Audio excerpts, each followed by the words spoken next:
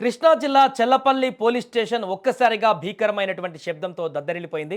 ప్రశాంతంగా ఉన్నటువంటి వాతావరణం క్షణాల్లో యుద్ధ క్షేత్రాన్ని తలపించింది.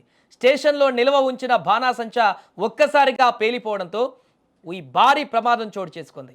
ఇక ఈ పేలుడు దాటికి పోలీస్ స్టేషన్ భవనం స్లాబ్ పెచ్చులు ఊడి కింద పడ్డాయి. కిటికీలు తలుపులు ముక్కలైపోయాయి. స్టేషన్ ఆవరణలో ఉన్నటువంటి వాహనం అద్దాలు పూర్తిగా ధ్వంసమైపోవడమే కాకుండా 2 డోర్లు కూడా నుజ్జునుజ్జయ్యాయి. పేలుడు తీవ్రత ఎంతలా ఉందంటే సుమారు 1/2 కిలోమీటర్ వరకు ఆ శబ్దం వినిపించింది. దీంతో స్థానికులు భయాందోళనకు గురై హుటాహుటిన స్టేషన్ వైపు పరుగులు తీశారు. ఇక ఈ దుర్ఘటనలో చెల్లపల్లి ఎస్ఐతో పాటు 4 కానిస్టేబుల్ తీవ్రంగా గాయపడ్డారు. వీరిలో 2 పరిస్థితి చాలా విషమంగా ఉన్నట్లు తెలుస్తోంది. వెంటనే స్పందించినటువంటి తోటి సిబ్బంది గాయపడినటువంటి వారిని చికిత్స కోసం అవనిగడ్డ ప్రభుత్వ ఆసుపత్రికి తరలించారు. విషయం తెలిసినటువంటి వెంటనే సిఐ కేఎస్ఆర్ రావు సంఘటనా స్థలానికి చేరుకొని పరిస్థితిని సమీక్షించారు.